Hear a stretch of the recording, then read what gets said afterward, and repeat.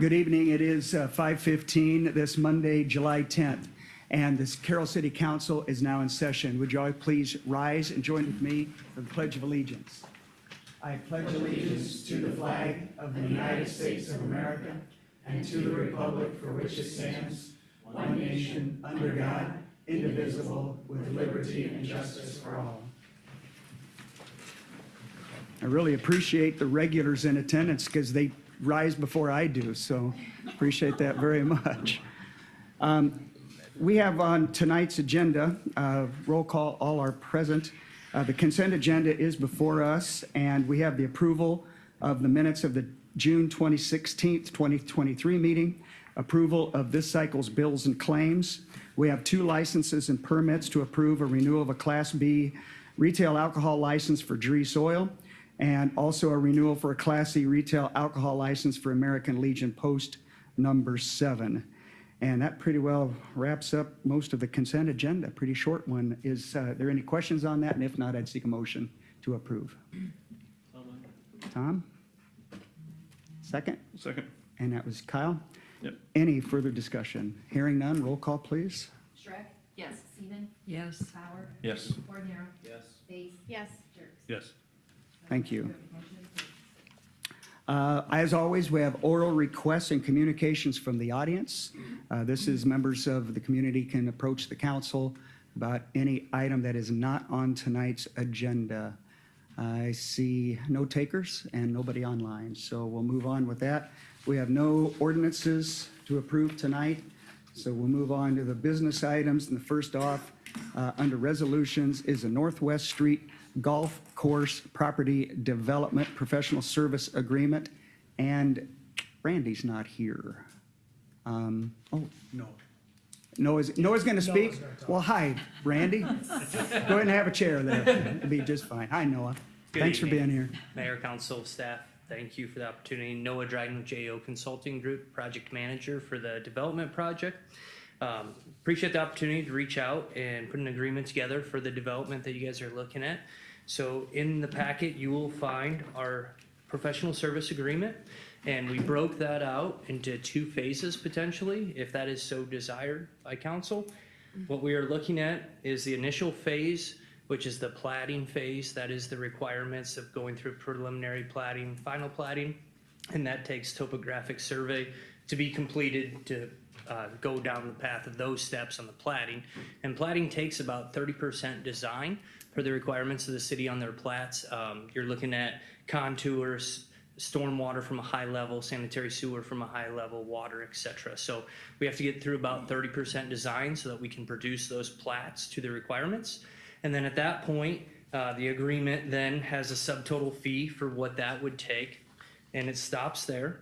However, the continuing steps that we can go down, and the next steps in the process would be going to design of the project for the subdivision.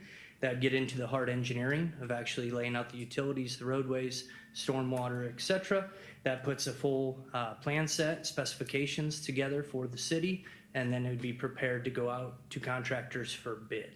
So that's kind of the process, and then there is a subtotal number for that as well. Those 2 numbers would be combined if you were to move forward with the full project.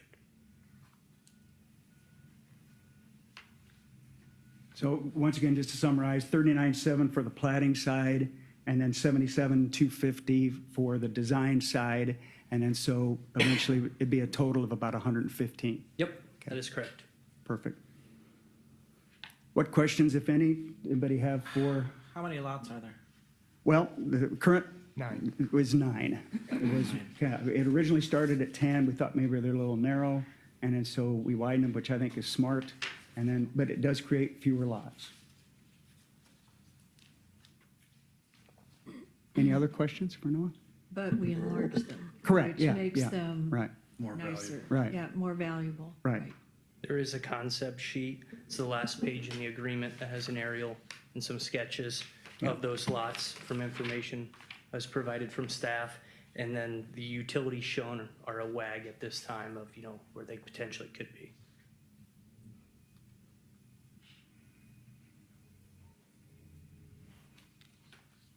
So Is there- after that's done and said, then what is that per lot that we're into just for design fees?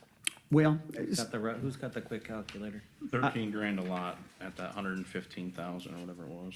yeah, I did a little quick math, and there was a couple of items that surfaced after 2 weeks ago that I think council needs to be aware of, is we hadn't prior considered curb and gutter.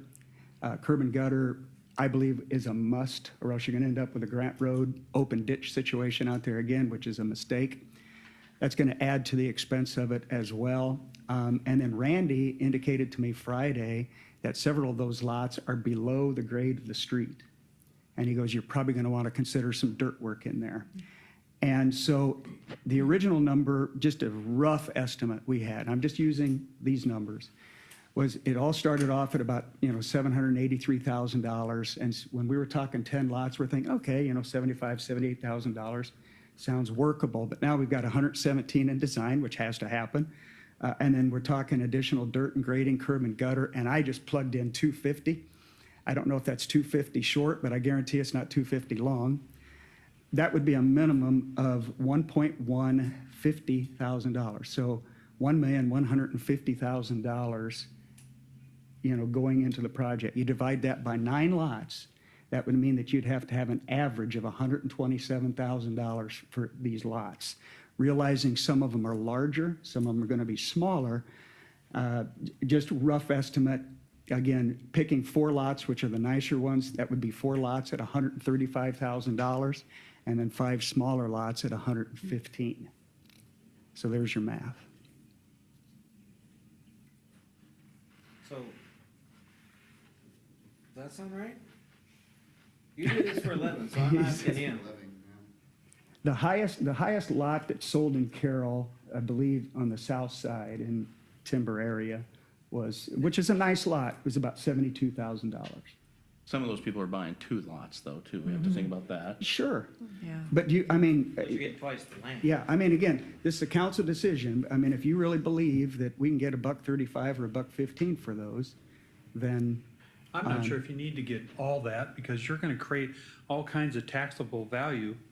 We don't have to break even on this right away. We can build these homes, have these homes built, and we're gonna be creating all kinds of tax revenue off this, and we'll get our money back. But we're creating housing. So with the curb and gutter, I've got a question on that. It's worked for the last how many years on Grant Road? What's the issue not having curb and gutter there? ask the folks that live there. Yeah, mosquito problems, water in the ditches when it rains. Storm water doesn't run off very well. Difficult to mow, difficult to maintain. And we've been asked recently, there's a homeowner up there, all of those sidewalks that run on the east-west roads are sidewalks to nowhere because they don't terminate because of that. So to terminate a sidewalk, you have to put in culvert and then grade and then ADA. You're talking about 30 grand per sidewalk, just to put in about 8 feet of sidewalk.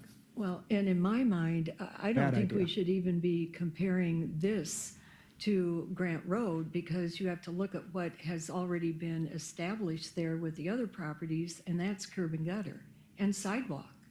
So we want to continue with that look, and that will enhance the value of the property. That is my perspective. We're comparing it to the wrong street. We want to continue what is there on Northwest. So not put in curb and gutter? No, Oh, I'm sorry. I'm with definitely, you. Okay, no, yeah, okay. definitely, No, because how much it's, I'm sorry, it's curb and gutter up to the parking lot Golf course. of the Muni and even beyond until it goes on-road trail. Right, so about a half a mile. So of it'd be a curb and gutter. continuation of it, what's there. So the engineering phase on this, how much is it gonna cost us to have both concepts? 115. The curb and gutter and a potential rules section for paving. Curb and gutter or like a Grant Road? Is it gonna cost any more for you to give us what that's gonna cost? If you wanted to take them out to bid, both packages, that would cost more. If you wanted during the design process at about 50% level to do an analysis of here's our options, how does the grading work, what does it look like, what does that add to the project? We could do that with the current fee to Current fee. give you a look at, So we here's a can- cost estimate this way, here's cost estimate the other way. Okay, because I thought it included, a cost estimate for the curb and gutter. With curb and gutter, but to look at both, because then your contours change, your site layout is gonna be adjusted by that, with the rural section, because obviously you're gonna have your ditches now with culverts on the roadways and the driveways. So that'd be basically like two design concepts with the grading plan that we'd have to put together, review those, and then put a cost estimate together, kind of comparing them to Okay. see the difference in the price. Right now, yes, that agreement is based around curb and gutter. Yeah, so this includes curb and gutter? Yes, Yeah. that is correct. But you don't know right off the top of your head, no more than I do. I just picked the number. We need the survey to do the Right. grading analysis and look at the elevations for that. With curb and gutter, you're adding storm sewer infrastructure, curb inlets, the pipes. And then honestly, on this project, the sanitary sewer is a big driver of the price. Sanitary sewer currently, the closest location is down by the nursing home, just southwest of the municipal golf course.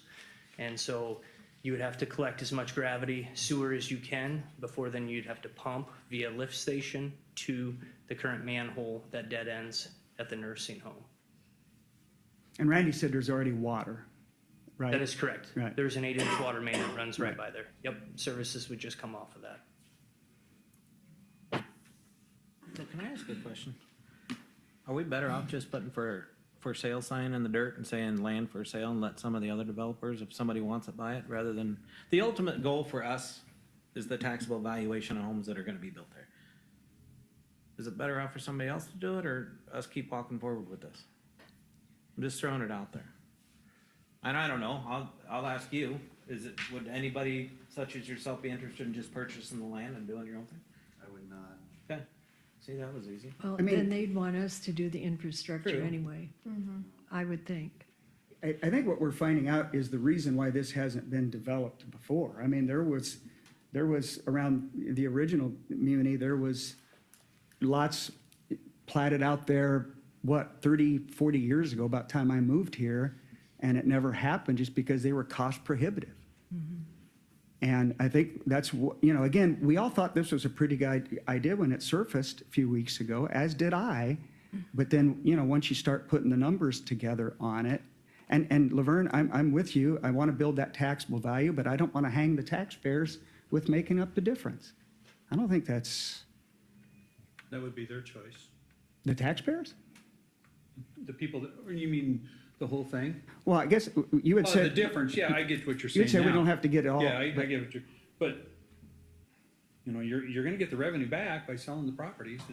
I look at this, say we're 350 grand short and this produces us 35 grand a year in taxes. I mean, we're gonna spend $400,000 on incentives for infill housing. I mean, you're using cash both ways. We're gonna have this forever, just like these infill housing things. Bingo, I think once we're done with this, what's the ROI on the whole thing? Like, where does it stop? Does it pay itself back in 12, 15, 18 years? Is that something Depending that on you what they, could figure out, depending on Laura? what they sell for, and what we Correct. have invested in it. Correct, We can go with the next big assess that. right. And then you look at that and tabulate it. Can we look at that somehow? Can you work your magic? You could pick- Crystal ball? Not right. Well, it's a price point that is needed according to some employers. I listened to today at a meeting where we're not able to recruit professionals, and losing a doctor or more than one at the hospital. So, there's a niche for this type of housing, and we have the land. It's not being used right now. I think it has a lot of potential. Oh, I do too. I did I'm just too. curious. I did too, at the 78,000 a lot. I did too. But it's just changed dramatically, the way I see it, dramatically. The one thing you need to remember though is when you put that sewer system in, that allows a larger footprint of Could be across the collection. street. Yeah. Yeah. Going to be So- a so- side benefit for it, sure. So down the road, realistically, you could figure that infrastructure could be paid back through further development down the road. So if you don't have it, none of that's available to develop. If you do have it, then it is available. Now, granted, the farmer's gotta sell the ground to do it. Yeah. But yeah. And again, I don't want to debate you, but I'm just saying, who's going to pay the difference in the meanwhile? The taxpayer, Well, period. yeah, So we're really doing that now with the 20 homes at 400,000. We're really doing that right now, and that's about a 10-year payback. Yeah, 14 exactly. Yeah, so, well, But it depends on the value. of At the home. 328, the average, using the average. Well, and you have So, to, same thing. Yeah, and again, that was federal money, not so much local money here. We could use some federal money to put in, the sewer here, 780. We've got that in the bank. But again, I guess, there's still a shortfall there, Laverne, and that's just where I'm hung up. I totally understand your perspective. Yeah, I truly do.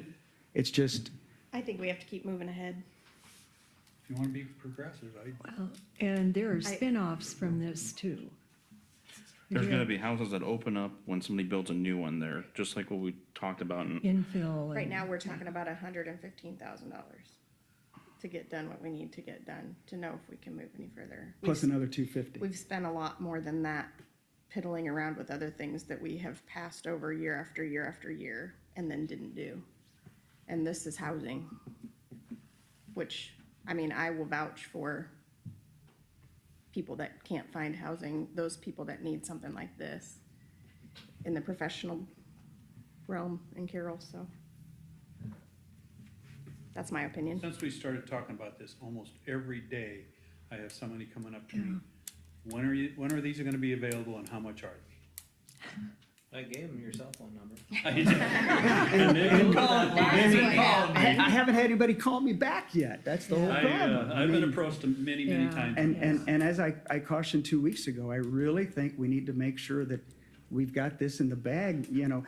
We could choose to do just the plotting, which is why 2 weeks ago, why we chose to do that, is like, why get into all of that and spend all of that if we don't do it? And only to find out, this, that we already found out today. But you could just plot it, and you're spent $39,000. Well, 2 weeks ago, we didn't have any dollars. Right. So this is I agree. good information. Yeah. This is what we asked for. Yeah. And this is what they came back with, so. I just like to have a bird in hand. Just an anecdotal thing. Last weekend, I talked to someone from Humboldt, and they can't believe there's a new development that has come about. I can't remember, it was southeast, southwest, whatever. They said these are young people building $700,000 homes. And they've been able to attract professionals. So I don't know, I'm willing to take the risk and see what we can do. So the reason you want to do just the plotting is, explain that, why you want to do just the plotting. Then we know, I did leave out a very important thing too. Randy, if we do curb and gutter, that's also going to change the depths on those lots. It's not going to be, it's going to change the depths of those lots because of the right of way. Oh. So they're no longer going to be 200 and 150 deep. What are they going to be off of? Well, right of way is going to be 16 feet Okay. times 9. You'd know $39,000 later after they plot it. We just gotta get it Well, done. do even, this diagram here, right here, you could put this in the paper and, instead of spending the 39, you can get, if you're asking a feedback on what we're gonna, potential buyers, you could do this right here and put that in the paper and, if you're interested, let us know, instead of spending the 39,000, but, as far as the 39,000, I've got so many people coming to me now, I'm ready to go to the other 77. Because they've already told me, they want to know what these are gonna cost. And we're not gonna know that until we spend the 77. Did you give them a hint? I mean, just an Yeah, I about? have. And I what- have on a few of them, And yeah. what was that? Well, I had one said, I'll go 125 on those 4 bigger ones. And then about 80 on the others, because it's a golf course. But, that's just talk until you can get, Yeah, that's, I think you look at the future possibilities, like you said. you have an ROI on this that you're gonna get money back on eventually, long-term. You have the expansion possibly across the street. You've got a bigger tax base for us to recoup the money. There's other stuff that we spend money on that we don't have anything coming back to us. There's other things, and I'm not gonna say them, I don't wanna get into a political conversation, but there's other stuff we dump money into that you don't get an investment back on. This is one of them with a tax base. And the only These way to homes will build be your there for tax the base next is to- 100 years. Yeah, And we're creating housing. correct. Correct. Would they be, would they be available for any other incentives such as exist today? Would I think you, if would there's you some that offer are- them additional incentives? I think if there's a $20,000 voucher available when these are still for sale, I think if it's there, I don't know why it wouldn't be available.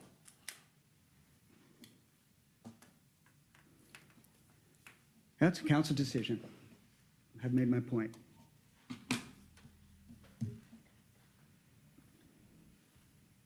Is there a motion to proceed in any direction?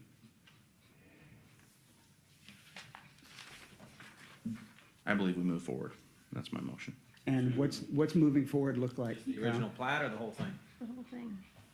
Plat and construction. Yes, I think the plat and construction. It's never gonna get cheaper for us. Design. And Plat design, and yep, design, not design, yep, construction. sorry. Yeah. So Laura, where's this money coming out of to pay for that? We haven't If it was identified with. identified that yet. Now, we could use that as ARPA funds. Or local option sales Or tax? expense. Is there enough in there for that? Think so. I like that question. Laura, where's this money coming? Where's it, where's it coming? I don't know, we haven't talked about that in the office. Well, it's ARPA funds, we have that for sure. Mhm. But it's just And wondering, there is additional local option sales tax monies that are not allocated at this point, yes. okay. Collections were stronger than what we had estimated this year. I'll second the motion. Would sewer and water fund be able to be used for some of this as well? Probably, yeah, So- because that's part For of, the probably sewer. not water, but probably. Sewer fund, some of the, some of the shortfall? Okay. So once again, if you did that, you're imposing a fee on all of the utility. Right? Same thing we're doing with the $20,000 incentive. Okay. And this Okay, payback I'm is just making my basically the point. same as that. Okay, It's just a higher dollar, just but wanted to clarify it. yeah. Laverne, since Randy's not here, can we use his leftover money from the maintenance shed? Does that work? Just asking. So we have a motion And the second, and a second to, I wanted to clarify the motion, but I was going to get to that. But Okay, sorry. Yeah, I know. Let me finish.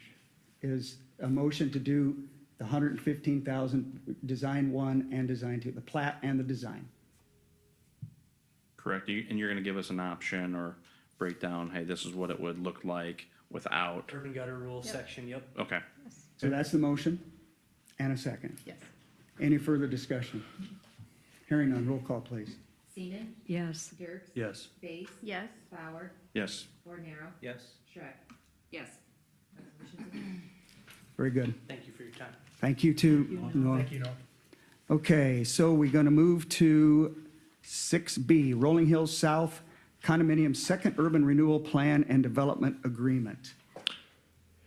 And that's Aaron. Yep, this is, actually, this is just the agreement with Allers and Cooney to continue, or the resolution to accept the agreement, engagement agreement with Allers and Cooney to write the agreement itself. We're still working on some of the finer points of the agreement to get to the final, what the reimbursement amount would be and all those other details, but this is to have Allers and Cooney work on the developers agreement in general. Is this agreement different than the first one we wrote? It would be different to an extent where there's more lots, more infrastructure costs, but not it's Very similar, similar. yeah. Okay.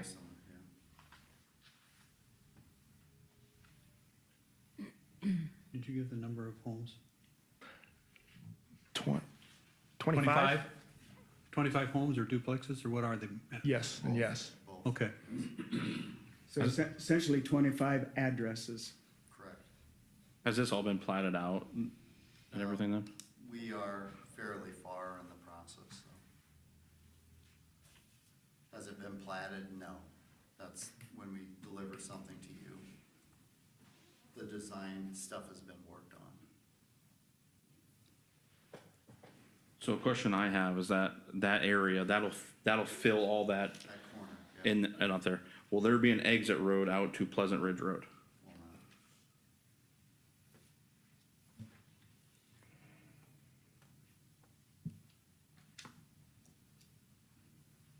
not. How come? Why not? There are elevation changes that don't work, number one. Number two, it eats up a lot, eats up a house. And I would prefer to have a house in there than a road. There's two entrance points to that development. One on the northwest corner and one on the southeast corner. And that's developments like Timber Creek East has two entrance points. The Collison Edition, I think, has 3 or 4. You know, so everything is different. So, but when I'm looking at a road like this, from road to road, it doesn't work. Because you have to have a platform for handicap accessibility, for stopping.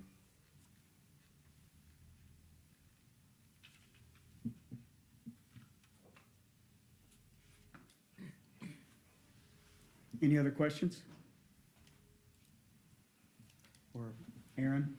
Matt's here to answer anything he's got. So the recommendation is consideration approval of the attached resolution for the engagement with Allers and Coon. Is there a motion to that effect? So moved. Is that Laverne? Second. By Carolyn. Any further discussion? Hearing none, roll call, please. Base, Yes. Seaman, Yes. Jerks. Yes. Shrek. Yes. Bauer. Yes. Bornero. Yes. Resolution is approved. Thank you. Okay, Matt, thanks. And then we have Aaron, you're still on for 7.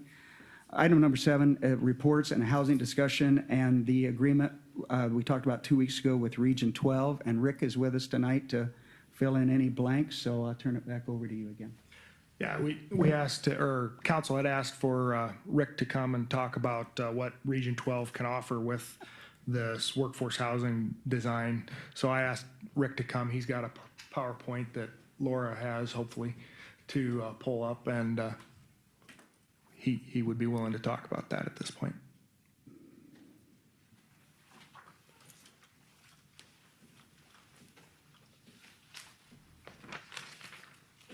Greetings. I was going to come into Murray Head because I know that Murray always gets a good reception here, but there's a game tonight, so I couldn't borrow it. Hey, there we go. So how do I advance this? Oh, he doesn't have to tell me. Okay, we can go past this one. So I just wanted to give you a background of Region 12. I know a lot of you know who we are, but I don't know if you really understand how we're formed. So this is just quick, down and dirty. We were formed by 2080 agreement. We're also in Chapter 28H of the state code. So we are in a way both a function of local government because of our 6 counties, and Scott is on my large board, and also of state government. We have 56 cities, of which Carroll is one within those 6 counties, and 6 associate member cities. All of them happen to be in Dallas County right now. They don't have a COG in central Iowa. Even though we are government, we're considered a government, we don't have a taxing authority, we can't bond, we have no elected officials, so we really operate like an enterprise. Currently, this current fiscal year, we get 94 cents per capita from our counties. That brings in just like $65,000, $66,000, and we get about $14,000 from the state of Iowa for our operations. That's unencumbered money. That's the total amount of unencumbered money that we have. Everything else that we receive is, if it's a federal grant, it's for a specific program, such as, for example, public transit, or any state or local governments, we do contract with them for different things, and we've contracted with you. And then just a note that we've been involved in housing in one way or another since 1991. We started out doing some rehab with USDA. So here are things that we've done, and I apologize if this is remedial for some of you, but I'll try to be quick. For owner occupied, we do rehab grants and loans. CDBG program in Iowa doesn't do rehab anymore, nor do they do down payment assistance. And so there is not as much grant money out there, but we can still go grab some. We also have loan funds at Region 12 that we've built over the years that we're able to make loans. And those are all for low mod income individuals. We also do down payment assistance, grants and loans, and then we're the agent for Homes for Iowa. That's the prison-built housing program. We're the agent actually for 10 counties in Iowa. In rental, we have done some rehab loans with landlords. That has primarily in the past been with those that have Section 8 vouchers because we knew that they were going to be income eligible. So it's a cooperation that we did with the Housing Authority. And then we have done new construction loans. And really the big one there is in Denison with a low-income housing tax credit project. It's probably been 6-8 years ago. We made that project $1 million loan because it was 50 units that we were about to lose. And then we do H2A inspections, which are rental unit inspections for Iowa workforce development. And then other things, just community project support that aren't related really to direct housing work, but as you can see, it's related. We do a lot of grant writing. We work with cities on nuisance abatement, several of our communities. We do rental inspections. We do grant writing and then admin of those grants, including things like second story grants. So we've got one in Audubon that just closed. I think we have 2 in Jefferson that are ongoing right now. Working with a developer over there that's developing the middle school. We wrote a home application for them. And if we can get past the environmental, we'll be administering that program. We've worked on housing needs assessments, environmental reviews, Section 3 compliance, a lot of different things. You can go next.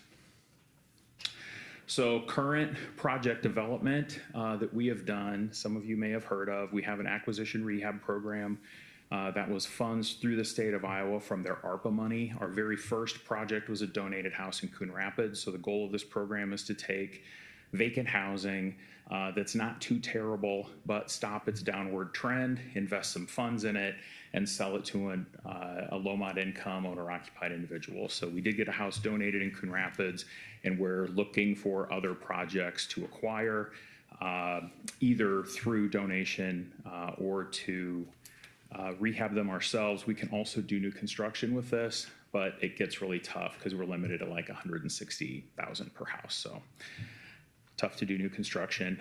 Senior rental units that we built in Wall Lake and Glidden, and we still own and manage. And then our single family home construction, we did 4 units in Jefferson, and I'll highlight these later individually so that you can look at some of the numbers on those. We currently have 4 in Panora that are under construction, 1 in Coon Rapids and 3 in Manila. And then next year, we plan to do, cross our fingers, 1 in Menlo, Audubon, and Glidden, and then 2 in Dedham. And so Jefferson, this is your before and after. We actually got a house donated to us that was on a giant lot over there that we were going to go in and rehab, and it was just too far gone for us to do that. And so we made the decision to tear down the house with the assistance. The county provided some funds to help us do that. And then you can see the construction start on that. We actually split that into 2 lots. Go ahead, Laura. So there's our, on that lot, there's the 2 houses that we put in. Those are both Homes for Iowa units. They're 3-bedroom, 2-bath, 1,200 square foot. We put a 24 by 24 garage on it. And then they both have a full basement with 2 egress windows in them. And we stubbed in the plumbing in the basement so that there could be a future bathroom and then hopefully 2 future bedrooms if the homeowner wanted to do that. So you can see the pictures. The basement's kind of interesting because the way that they bring those in, there aren't any supports that you have to put in. So it's a completely open basement, which is kind of nice. You can play shuffleboard down there. Next. Rick, Yeah. you said county investment, they helped you in Jefferson? Yeah, they What'd gave do? us like $5,000 to help with the demolition costs on that house. Okay, 5,000? Yeah. Okay. So here's the project cost for, we built, those 2 houses were Homes for Iowa houses. So that's 606 and 404, house number 3 and number 4. So you can see where our costs were on those. Any of the costs that I'm going to show you, it doesn't include our staff time, which could be mine or primarily Carla Janning. There were, on the stick-built houses, I think we had a local realtor sell those for $1,500 a piece. That's not in those numbers. None of the lost interest that we would have had on any of the funds that we would have used. So it isn't 100% cost. That's just our actual out-of-pocket costs that we document. You can see the two stick-built houses. Those were 1,000-square-foot houses with a small double garage. I think they were 20 by 20. It did have a full basement, one egress window, stubbed-in plumbing in the basement. All those were on donated lots that we received. The one that we had to tear down the house to make 2 lots. The other 2 lots the city had and gave us. You can see we got a little backwards on those first 2 houses. We were able to, we did have workforce housing tax credit funds on this, so that helped us make up a bit of a difference. And you can see the local incentives aside from the lots in the county putting the money in for the demolition. We got utility hookups from the city. They waived all the fees. They put in sidewalks. There were 2 corner lots in here, but those were neighborhoods that required sidewalks the city had to put in. I'm thinking it was like $6,000 or $7,000 for a retaining wall on one of the houses. They also provided $5,600 in down payment assistance to each person that purchased a home. In both of these cases, or in all 4 of these cases, we had home money from the state and Federal Home Loan Bank down payment assistance. We had huge amounts of down payment assistance to help with this, but the city threw in additional. That was their match to match the home grant. The city did some site work for us. They did all the lot maintenance so that we didn't have to go over and mow. And then we had some local businesses who make donations to the project. And those costs are not in our hard costs. That's over and above those. If you want to go next, Laura, unless there's any questions as I go through. So when you're saying hard cost, that's 177,000, not your cost. That's what you sold the property for. That's what we sold that first one for, and it cost us $193,000 to build it. Okay. Not inclusive of other things. It doesn't have the realtor fee in it. It doesn't have, well, lost interest at that point was like 5 cents because the banks weren't paying anything. Today, it's a little bit more significant. But, yeah. Rick, did everybody provide lots for you thus Yes. far? Yes. All of them? Okay. Yep. So next is Panora. These were the 2 houses were houses that the city took back on. I don't know how they got them. I think it was probably nuisance. They burned them, provided us the lots. Those are both infill. The one on the side it was a new development that the Panora Telco had, and that's out by Panorama School. And so on the 2 lots, we're putting a Homes for Iowa house on. On the other lot, we modified our duplex. So in Glidden, if you know where our rental duplexes are, that's essentially that design that we blew out a little bit. Doesn't have a basement. It's a slab on grade, but stick built with a contractor that we bid it for. But we're gonna condo that out and sell those. We're not gonna rent it. So the next slide shows the cost for that. So the duplex, haven't sold any of these yet. That's our contract. That's plus our expected hard cost is $410,000. And the 2 Homes for Iowa houses, our budget is about $240,000. So you can see what has happened since 2019 to this year on build prices because it's essentially the same project. You can see the local incentives. We got free lots between Panora Telco and the city. Utility hookups, they waive the fees. Again, down payment assistance for the buyer, which doesn't help us, but it's a bit of an incentive for the buyer, and the lot maintenance. Next, this is Manila Coon Rapids. That's also going on right now. We have a duplex in Manila, much like Panora, that we're stick built. That budget's $425. It came in a little bit cheaper on that bid. Our Homes for Iowa budget's $245, a little bit higher on each one of those. Coon Rapids is set. We don't have the Manila house delivered yet. Same deal with the local incentives. You don't see the down payment assistance. We don't have home or Federal Home Loan Bank down payment assistance on this project like we did in Jefferson, and we also have that in Panora. Next. So next year, this is our workforce housing tax credit proposed project, and we stuck the same budget in for, I think we're gonna do Homes for Iowa. I think one of the lots in Dedham, we're not gonna be able to get the semi in, so we're probably gonna have to stick build that one. Our budget's $270,000 per house. All of those cities provided us a lot, utility hookups, the waive fees. There was a lot of local fundraising. Cities are providing sidewalks if they have a sidewalk ordinance, and they're doing lot maintenance. So, next. So for here, it could really be the key here is there gonna be a lot? Because you guys don't have any lots. So of any of the empty lots that are around town or any of them for sale, whether or not you get them or you take things on 657A and tear down houses. So that's the first big question. Is there any place to do any infill? Homes for Iowa House, I've kind of talked to you about what that is. They're doing a couple of different designs. And so that split roof design, I don't think will be out there. They might build it some next year. They will not build it in 2025. They're changing that design up. And they want to do some different designs because you have some cities that have, like Iowa City had a developer, I think, buy 10 or 12 houses, and they're interested in not having the same look in every house as you would expect. So they're trying to do some different models. They also have a 2-bedroom model. But I think for resale and the best for the people that are going to build it is to put the full foundation underneath it.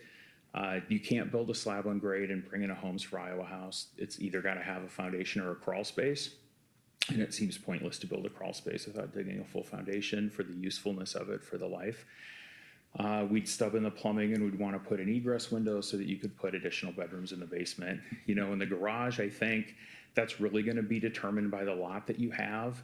So far, we've been able to put a full garage on the lots that we have, and it also depends on the budget and where we think, because what's going to happen is it's going to be expensive enough that the question will be, will the market support it?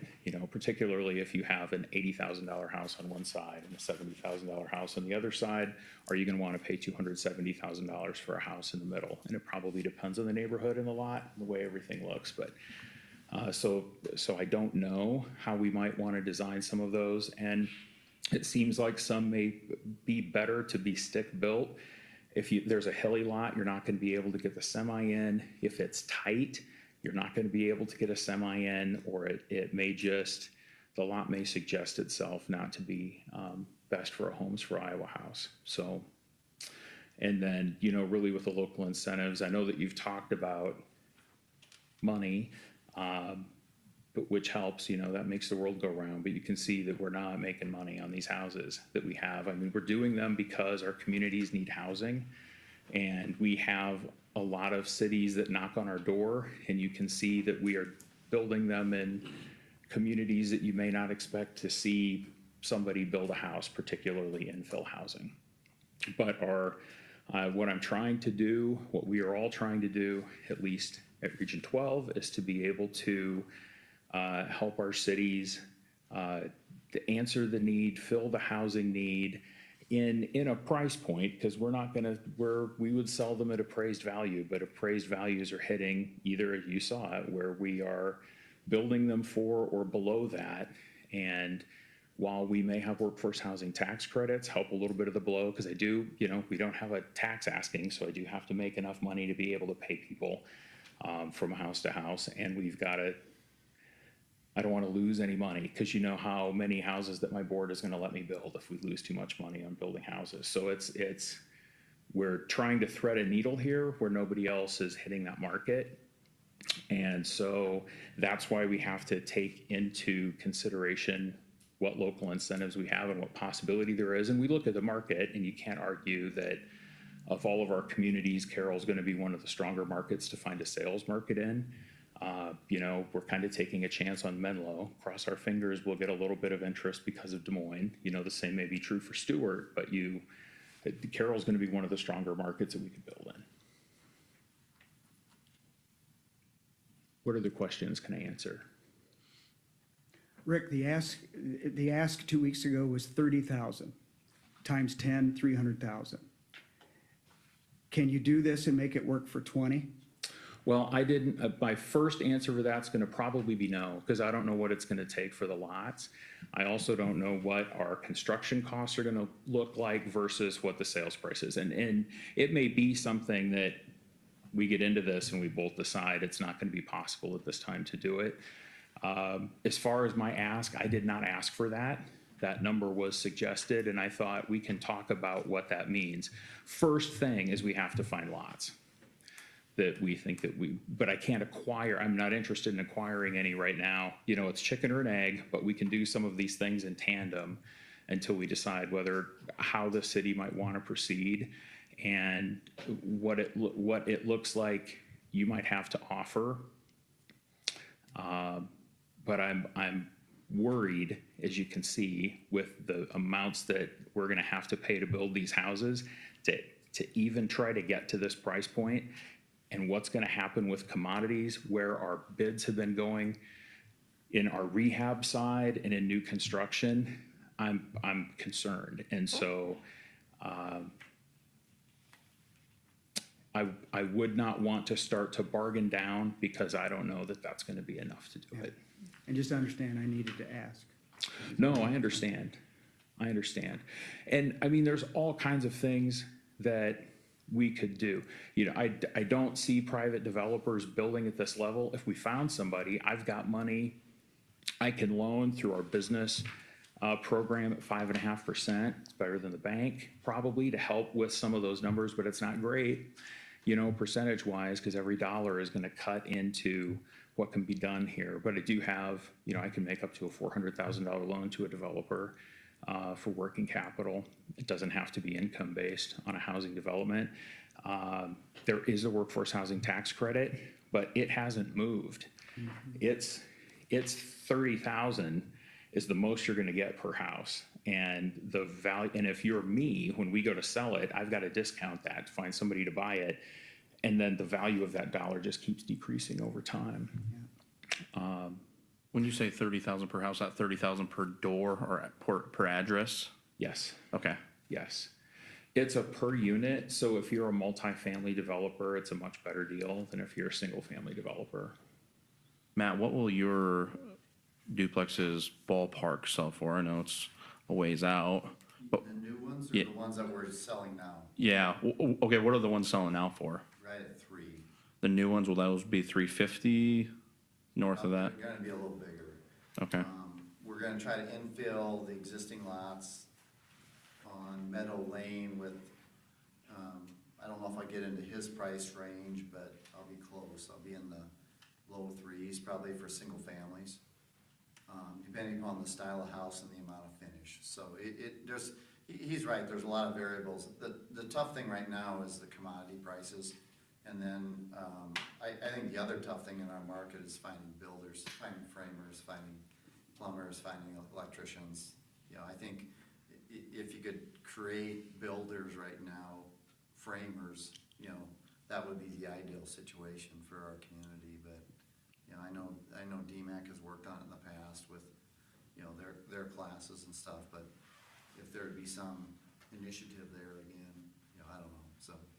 I'm semi-perplexed like him too, so I keep going, you know, we obviously make a huge investment, and then we try to recoup our investment, and the last single family I sold for less than my cost. And it was a similar circumstance. It was commodity prices pertaining to the COVID issue that we dealt with. You know, we saw a spike of, you know, his spikes are the same as mine. You know, we saw a spike of between 30 and 40,000 on one house. What do? Well, mine is, I know the market, so I sell it and I move on to the next one. I can't do it very often because I go backwards, which that's not my goal, so. But yeah, it's a challenge, so. I know the COG in Sioux Falls, which is a different market, they have their own crew that goes out and builds. They'll get houses donated to them by the city, and then they, I think they hire the foundation and they do everything else. And that's able to save her a little bit of money, but, you know, we've talked about, I just don't think that for a lot of reasons, that's just not where we can go. So we end up hiring local contractors to the extent we can find them, like Matt said, to work on these projects, because even a Homes for Iowa house, you've got to put in the foundation. So it's the dirt work, and it's the foundation contractor, and it's the electrician and the plumber to hook it up, and it's the carpenter to go in and cut the hole in the floor and do the finish work and build a garage, and usually our foundation guy does the flat work. We did find a contractor in Panora that we got a pretty good bid out of, but he came out of Des Moines to do it. So that helped on that project.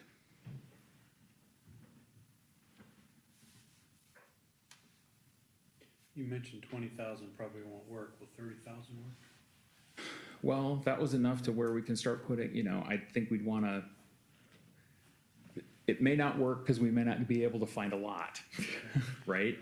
But there may be a lot that's acquired through the 657A. Could be, yep. Nuisance home, something like that, that would. Yes, and then I think we can look at what that would mean. I mean, we've always worked really closely with our cities, and so, I mean, I think so.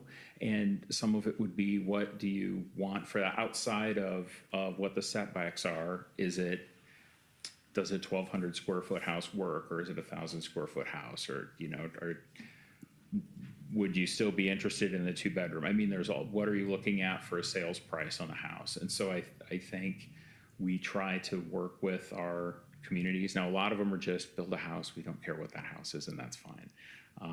But if your market here is going to build something, you don't need us to come in and build what the market's going to build, because you already have people to do that, and we're not there to compete with them. We want to try to figure out where we can get either workforce housing. I know that people don't like that term, but that's truly what it is. If we were to use our housing trust fund, which we can do with down payment assistance and a little bit of a developer assistance, it's got to be 80% of median or below. Well, if you have somebody that's at 80% of median, it's really, really hard to be able to buy a $250,000 house and have anything else. There's just no money left over for anything else if people are at that income level. So it's really trying to thread the needle, but we know that this housing is needed, might encourage some people to move up, might help people starting out to go in and buy homes. I mean, you know how that works. And so, and you need housing. I've seen your housing needs assessment. You need housing in all sectors. You need rental housing, you need entry-level rental housing, you need expensive rental housing, you need entry-level single-family houses, you need really expensive single-family houses. You need everything to meet your market. I agree with you. The thing I'm struggling with right now is we've been offering 20,000 to people to go out and build a home, and now we want to give you 30. So do you go back to the other people that said, "Hey, I'm signing up, I'll take the 20," and then all of a sudden it's like, "Well, how come I don't get $10,000 more?" Yeah, And then where we build these at, that it's not going to affect the appraisal value for everybody else's homes in the neighborhoods. So like you said, plop one of these in here, and then it devalues this whole neighborhood to where those at. Well, it would devalue the house we built, potentially. It's probably going to increase the value of the house. It's going to make the neighborhood look built better, Right. yeah. So Yeah, that's really. my question. I mean, that's a good question. That's a policy question, though, for you guys. Luckily, I'm not sitting up there, so I don't have to answer that. But you can always think about what is the goal. I know you had a long debate in the beginning. Where do we want to incentivize? Who do we provide this $20,000 to?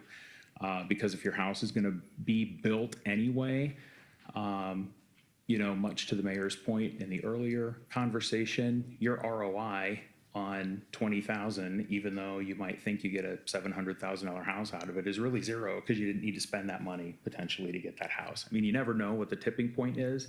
That's an individual consumer's decision. But overall, what do you want to, where do you need to have public investment to provide the incentive for housing is the question. And so I can't answer your question. It might be that you need to, if things are operating fine now, maybe you don't change it and you don't do this program. You don't do 30. Or if it's not getting you the price point of house you want, how do you redesign that to say, or maybe you graduate it. We'll give you less money the more expensive house you buy. We'll give you more money the least expensive house you buy, if you want to provide an incentive to that. It really depends on where you feel your policy is, I'm just here to tell you what we've done. I talked to Aaron, and Mark heard Carla, who works for me, her presentation to CCGP. I think that's kind of what kicked off this somewhat, or maybe you follow our newsletter, you see that we're out there doing things. I just want you to know what we're doing. Love to do a project in Carroll. It's a lot easier to drive here and check on construction than it is to drive to Panora or Menlo. But we'll do it because we serve the whole region. Rick, your contract says that the city is to provide $100,000 per for fiscal year. Yep. So, and it says it's paid upon billing. So you haven't billed anything yet, you haven't found anything yet, are you still sending us a bill? That would be, well, I wouldn't bill you anything if we don't have, if there wasn't anything to do, I wouldn't bill you anything. And that contract that I sent was more of a discussion piece of this is how it could work. Okay, You know, everything is up for negotiation, right? So it's, even in, because I know that there was a question, well, what if we give you the money and you end up not building that? Well, we wouldn't access the money because it's a Yeah. per Item 3 house takes care of that, I amount. think, but- Yeah, yeah. right. So I tried to, yeah, 3. you know, I tried to throw in I tried to make it simple, but also really it's up for discussion because it is an A, you have to accept this. And you don't know any more than any of the rest of us about what to expect in terms of results either. It's just gonna be, see what comes to us. But in the early discussions Aaron and I had, he thought you couldn't do anything through the balance of this year, which we understand. So we would have to start budgeting for this for the 25 fiscal year. What I would prefer to do is if we go with Homes for Iowa Houses, they don't have any this year. It'd have to be a 2024 order. The reason that I would lean towards that is it's gonna be $95,000 to have that house delivered, which is cheaper than we can have it stick built, generally, in what we've experienced. So that's one, but that isn't an end-all be-all. The second is it would be nice to couple it with workforce housing tax credits. That application was due already, won't be due until the middle of next summer. Your award wouldn't come until September. So theoretically, if the schedule is the same, if the legislature still funds it, we get an answer on that sometime in the fall of 2024. That doesn't mean we have to do that, but you can understand that if it's $25,000, it helps, because that's gonna help us write down any losses that we may have on a house, and we may not lose money. I mean, we just don't know. Okay. So then you thought at one point in the discussion you had was, you thought maybe at best you could only do like a couple a year? I think if you wanted to do next year, I'd want to do fewer next year only because I wouldn't have the tax credit. Okay. The problem with doing fewer is everything is just going to go up, right? So Yeah. that makes the numbers look worse in every out year. We're working on 8 houses this year, you know, so we could, and no one's quit yet, Right. so. You see where I'm going with it, though? Yeah. If we're gonna extend 100, you know, we would hope to have at least 3.5 houses built, you know, with right, that. right. Like I But said, anything As in long that as, is as long as negotiable. item 3 stays in there, you know, the 3, then Yeah. it get rebated back, then again, I don't think I have, but understand we'd be putting money up front, you know, and at best, we're only gonna get 2 of them built, even though it's 100,000. Well, and Rick and I did talk about that. If we didn't have a lot to purchase or a house to purchase, we could keep that money rather than give that money to Rick to Yeah. sit on. So if we wanted to change the contract to say, okay, when there's a lot to purchase, we would issue a check for $30,000 to purchase the lot. We could adjust that. I think you'll be And- fair with, I mean, I get, yeah, you wanna make it work just as bad as we would, so I mean, yeah. But you understand why I'm asking too, I'm just, Nope, I I'm the understand. one throwing out the caution lights tonight, so. Yep, I understand. Of course, I want to get it to the point where the city feels good about it and wants to be part of the project, because it's, you know, we're here, you know where I live, and we're just out on the east side of town where we've always been. We want to work with you guys to figure things out, you know, and be more partners and what we can do. And we've done this in a few communities and we've had some successes, and if we can do it here and help out, we'd be happy to do that. Okay. Do you need any guidance, Laura? I know we talked loosely about using lost funds for this, but do you need any guidance on that tonight? Should the council elect to proceed with the agreement, and we can figure all that out later? Well, I'm just getting a little concerned with all that lost, we keep on dipping into that lost thing, and I want to be saving for the next Adam Street too, so. I don't know if we need to approve the agreement at this point. Do we want to send it back to the housing committee to kind of make some tweaks to the agreement and then go back to Region 12 to see if they're okay with that? Well, Or, what would the tweaks be? well, that's, Well, there was stuff in there too, that like the city's gotta do all this stuff. Sidewalks and mowing. I mean, I think we can get by with, the mowing. I'll mow it for you. I'm unemployed. But sidewalks is kind of an issue too. We kind of decided we weren't gonna be in the sidewalk business. But, I don't know, I'm out of caution lights. I've got a question that's maybe outside of this a little bit, but Overland Park has an agreement on some land that is owned by Region 12. If there's no, say there's no lots, infill lots available throughout the city of Carroll, is that ground and lot? We can talk about that. I don't know as a homeowner site that that's gonna be the best, but we can certainly talk about it. You'd have to rezone it again. It would need to be rezoned, cause Yeah. that's, Have I to be mean, the R1 or multifamily 2. project, I think, is an allowable use in I2, but Right. single family, R1 or R2. I mean, we can talk about that if that A, happens. It'd be easy, cause we have the land. Yeah, I'm just thinking cost-wise, it would help on cost, there'd be some infrastructure costs and whatnot, but Yeah, being another option. yeah, we'd have to not tell Whitaker, so. Yeah, he's at the game now, so he won't have to wait till tomorrow. Yeah. So we haven't talked about remodeling yet. Is that part of this program also? Wouldn't be part of this one. I've got a different, well, I mean, it could be, but I've got that, ARPA funds from the state. It's like 5 or 6 houses. The whole goal of that is based on a program we operated years ago, we get the grant from the state, we can go in and redo the houses, we get to keep the money when the house sells. And the goal is to then go do the next house and the next house and the next house. And so we could do something. The problem is gonna be finding the right house to do it. I looked at a couple houses in Sac City that a landlord had, and just walking around the outside, it's like we're well over 100,000 and we haven't even gone inside yet. Because prices are that crazy. And so but we can do rehab again, and I've reached out to a couple realtors in the region that if you've got something that comes up, what I'd really like to do is try to get that intervention where the house is halfway decent before either somebody buys it that really can't afford to fix it up. And so it goes, or that we have maybe not the most community-minded landlord. That's a nice way to say it, that buys it, doesn't invest in the house, because we know when you lose a housing unit in any of our cities, even here, it's tough to replace it. So what kind of money do we have to put into that program? That's nothing.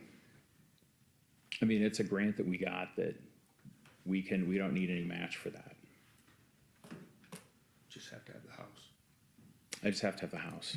Yeah, We so got- that might we be gotta it. acquire the houses If there was a house up front, you wouldn't have to. I mean, if it was on the open market, we could go in and buy it. I'm limited though to 150,000. So if I have to buy a house for 50 grand, I can only put 100,000 in it, which sounds like a ton of money, but it's really not when you get into rehab. And then my goal would be to not sell that house for $70,000. My goal would be to try to sell it for as close to the 150 if I could, if 150 is what we have in it, because there's no more money coming back in that program.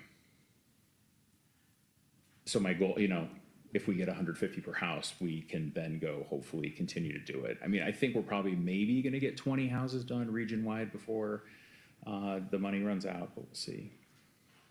Do they have to be vacant? Yes, There's some of those in town. So or for sale, like if somebody, So the 657A process would be an option with that, providing the houses haven't deteriorated so much that. Right, you don't know and we've talked to several, not only Aaron, but other city administrators. If you're gonna take a house on 657A and you think it might work for this program, let us know. And if we can go through it, great. If we can't, maybe we can do an assessment outside to say whether or not, we don't want this one. Or, that. So what's stopping us from not doing this program? that program? We don't have any houses right now. Well, there's some out there. We'd have to look at them. Right, we need to get them, or they'd have to be for sale, you know, because So there's, who does that legwork? for, To find out if this house would qualify for your program? well, we would have to go, I mean, we would, qualifying is not the problem, it's whether or not we'd want to take it, right? Because if it's junky, then we won't want it. Because we can't make a difference. So my question is who determines that? I let Carla determine that. Okay. The other option is if we take it on 657A, then we tear it down and then they have a lot that they They can. have a lot, yeah. Yeah, But that puts us into this program here, Right. where remodeling does not. correct. That is correct, remodeling might be cheaper. I don't know that we can build a house for 150, you know, unless we do like smaller, which we've talked about, maybe trying to find a smaller model house, like taking half of our duplex, essentially, maybe not putting a garage on, maybe putting a basement in, but I don't know where we'd be for cost with that. But we've talked about trying to maybe look at a stick-built smaller house, and maybe we could get into 150. Even the two-bedroom Homes for Iowa houses are selling, I think it's $75,000 or $80,000 next year. You know, your foundation is gonna be, that leaves you with $40,000 to do everything, or $80,000 to do everything else. And then that's no investment out of the city whatsoever. No, not for that acquisition rehab program, no. That doesn't mean that we might not twist an arm if we run into trouble. But, Kind of what I'm thinking is we're offering $20,000 for this, you know, maybe we could offer some to help to get it, you know, if it's vacant, we're creating housing. right, I mean, but the key is finding the right house. And then I think we Yeah. can talk about what that means and how we might work together to make that happen.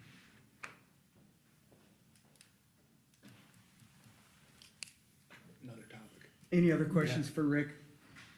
The recommendation remains then that Aaron has asked for council discussion and direction to give staff the direction on whether or not to proceed with a construction agreement with Region 12. You want to tweak it? You want to approve it? What are your thoughts? And is there a motion?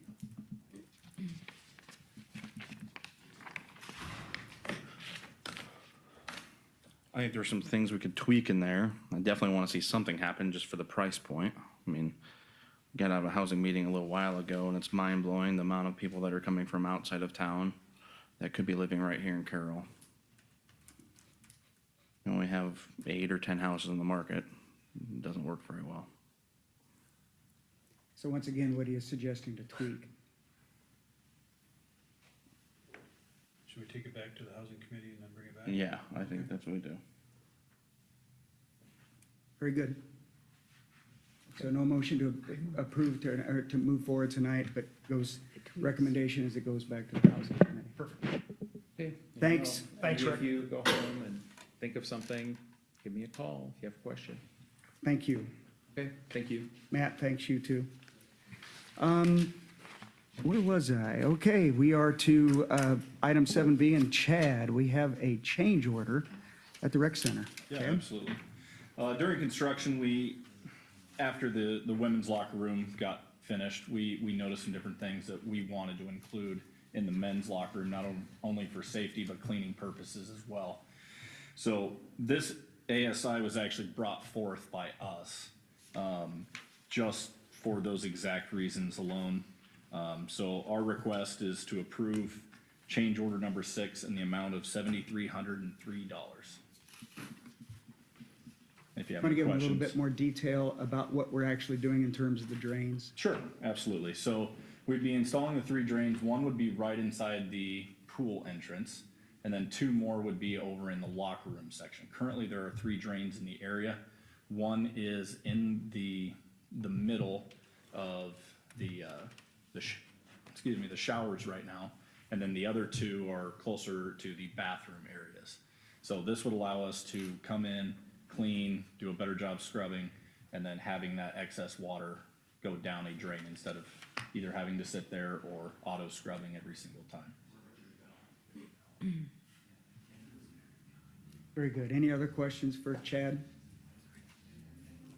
So then the recommendation is considering approval of the change order in the amount of 7303. So moved. Second. Tom and then Misty. Any further discussion? Hearing none, roll call, please. Bauer? Yes. Bornero? Yes. Shrek? Yes. Seaman? Yes. Base? Yes. Jerks? Yes. Motion is approved.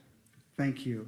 And I'm going to just leave you on, this isn't on the agenda, but Correct. I just asked Chad to just give the council and any press and anybody listening, as many ears as possible, the heads up on the rec center closures. Correct. So, starting August 1, we will be putting all memberships on pause. Now, during that time, the indoor pool will begin in construction. New doors being cut in from the main lobby area, from the aquatics area, which I just call the aquatics area, it's their training area. And then also the men's locker room one will be changed out. There's electrical work, there's fire suppression work that needs to be done. Obviously, the plumbing for the new air handling unit that we'll be receiving on August 21st is the schedule right now. Basically, shutting down at this point to get everything ready so they can move as fast as they can. So we can hopefully mitigate as much of the closure time as possible. During that same time, we do have the ADA access ramp going from the walking track down into the upper mezzanine.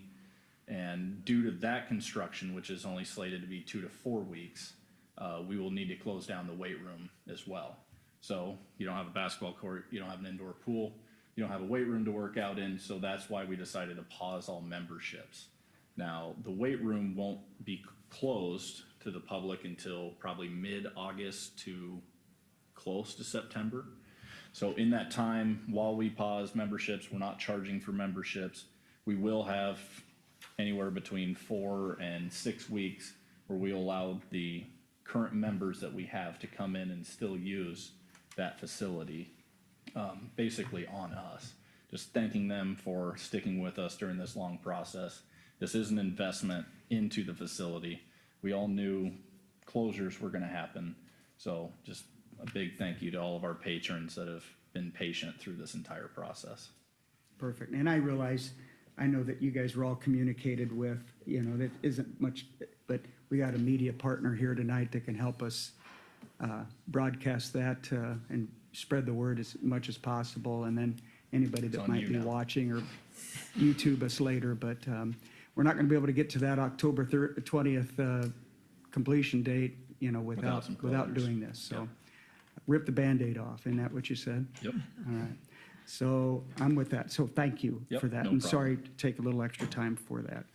And then, moving right along, we are to Brad, and the item is the K-9 retirement and transfer of ownership. Thank you, Brad, Mayor. take it away. Back in February of this year, our canine handler started seeing some issues with our canine. He was having some small paralysis in his hind legs, causing him issues of going up and down stairs, getting in and out of the car, and running and just normal walking. We took him to our local vet here, the Carroll Vet Clinic. Dr. Hicks did some tests on him and thought he possibly had a infection in his spine, so we started an antibiotic on him for quite a few weeks, which did relieve some of the issue, but not all of it. Dr. Hicks then forwarded us off to a vet in Omaha called VCA Midwest Veterinary, and they have a neurologist on their staff, and the neurologist did some testing and determined that he has a chronic intervertebral disc protrusion in his T12 to T13. It's possibly a degenerative disc type issue, and the doctor has observed him for quite a few months. We had taken quite a few x-rays. There's potential that a surgery would relieve the problem, but it's unknown if it would fix the issue, and it could cost upwards of $20,000 for that surgery. With that known, and the dog's about almost 7 years old, this fall he'll be 7 years old, the vet has suggested that we retire the dog due to any further issues that could be caused from his work activity, which could cause a rupture, which would lead to total paralysis of the dog. So the situation we're in now is that has not been working. The vet's saying that we probably shouldn't continue him working and suggest that we do retire the dog out. We have spoke with the sheriff, and they have a canine that's still in use, and he's very receptive of us assisting still anytime we may need him. So my suggestion, or my recommendation now is to retire the dog. The dog has no value at this point to, if we were to try to sell it off, there's no value to any other departments.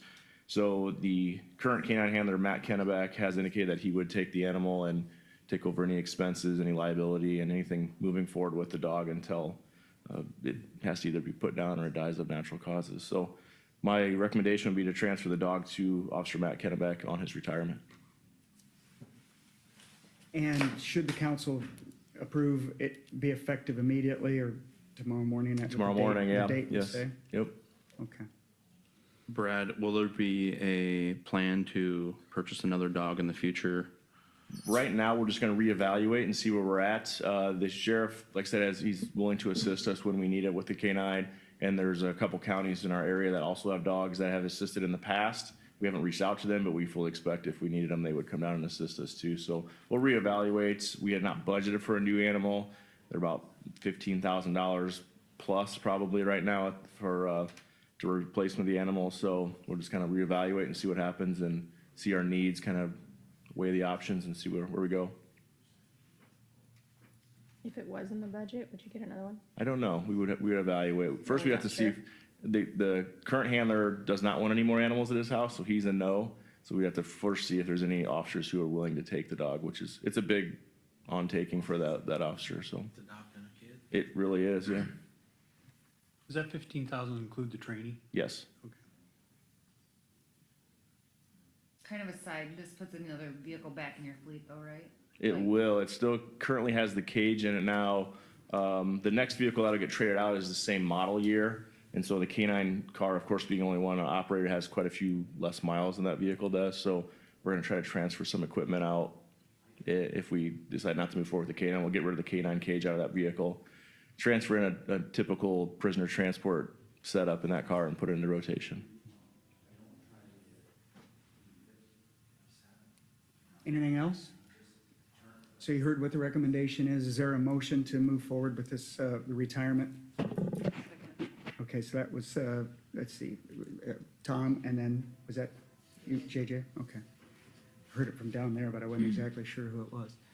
Any further discussion? Hearing none, roll call, please. Shrek? Yes. Bauer? Yes. Bates? Yes. Seaman? Yes. Jerks? Yes. Romero? Yes. Motion is approved. Thank you. Thank you. Tell Matt thanks for me too, will you? Will do. Okay. Okay, you're still on.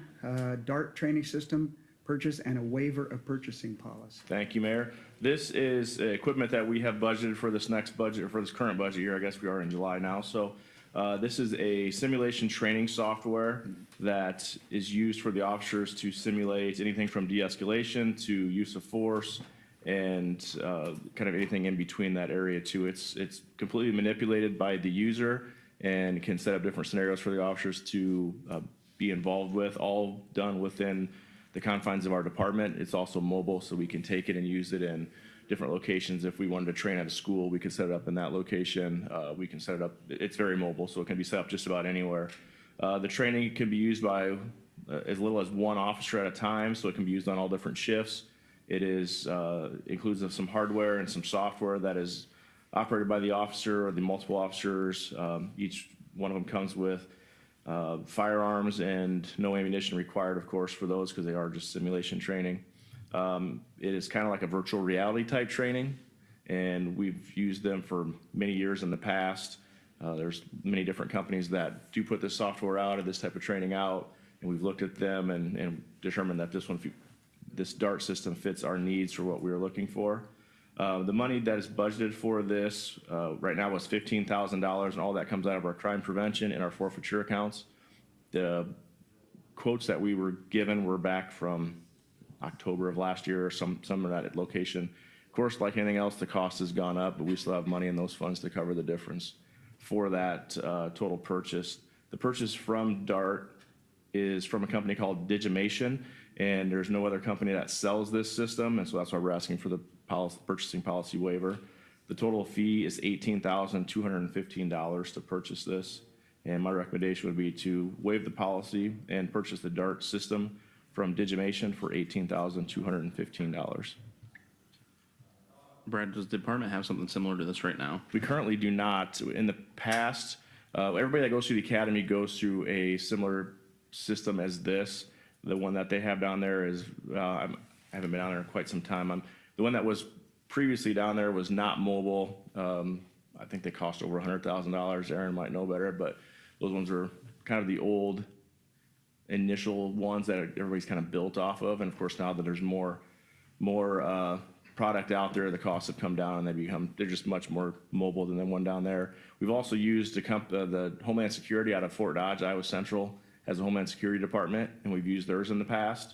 I do not know if that's still available, but that's kind of as available you can get it. So we probably haven't had it for 10 years at our department. We had it and had it set up there, but it's tough to get to our department. So we'll be able to have this one on hand. The State Patrol has one very similar to this. They don't like to share it with us, though. They just shift it around from all their different posts, and their troopers get access to it. So this will be one that we can use for ourselves, and we'll bring the sheriff's department in too, and because we do a lot of training with them as far as like tactical entries and that type of stuff. So we'll make sure that they're training with us. You brought up that this was similar to the academy, but the one that the academy had was, I would say, dated. So this is probably something more up to date and user friendly than. It's much than easier to that at use that than the point. one at the academy, and it updates itself too. So there's different packages that you can get throughout the years, and as stuff updates, it has a software agreement that'll update itself too. The training tools that we had at the academy were good, but after talking with Brad, I think this is a much better tool than what we had there. And so I'll chime in and throw my 2 cents in and agree with Brad. I think we should have this for our officers. Well, we kind of made that decision, I mean, when we budgeted. Yeah. You know, somebody would have had a question. I know this one's over the budget. The nice thing about it, this money comes from a lot of our forfeiture items that we turn on and either sell or that we are given to us through the courts. And then the crime prevention is provided through vehicle inspections that we do. So there's money in those funds to cover those costs. Can we accomplish this with one motion, or do you need 2 separate motions for One it? motion will work. Okay, so I'd seek a motion that accomplishes both tasks. That's to waive the purchase policy and make the agreement. Second. So we had a motion by, Kyle, and then second by Tom. Any further discussion? Hearing none, roll call, please. Base. Yes. Seaman. Yes. Schreck. Yes. Dirk. Yes. Bauer. Yes. Bornero. Yes. Perfect. Motion's approved. Thank you. Thank you. I think we're at the end. Comments from the mayor, I have none. Comments from the city council? I only have one. I'm still working on housing for Ragbri, so just citywide. We still need individuals who may have just yards. And if I haven't called on you yet and you're still willing to offer up a couple bedrooms or something like that, just get a hold of me, get a hold of the chamber. We're still calling and still placing people, so. Can you estimate how short are you? Oh, not really. I mean, we have accepted all the housing applications except for the last batch that came in. Oh, okay. That's So, pretty good. Yep, Good so for you. those were returned, and I don't think it was a large group, but I would say we have most of the people left are people that really just want yard space. And it's becoming more and more hard to come by because, I think people think that they want to use their bathroom, and not everybody wants that. They just need a place to camp, and they don't want to go to a campground. They want to meet people, and so they want that connection with somebody in Carroll. So, yeah, if anybody is interested, or you've thought about it, you weren't sure, and now you're having second thoughts, just reach out. So, I mean, I think we'll gladly still get you in the circle. Anything else from the council? City manager? I don't have anything tonight. Okay, it's your favorite part of the night, Tom. I need a second, though. Second. Okay, that was JJ. Further discussion? Hearing none, roll call, please. Dirk. Yes. Bornero. Yes. Schreck. Yes. Bauer. Yes. Base.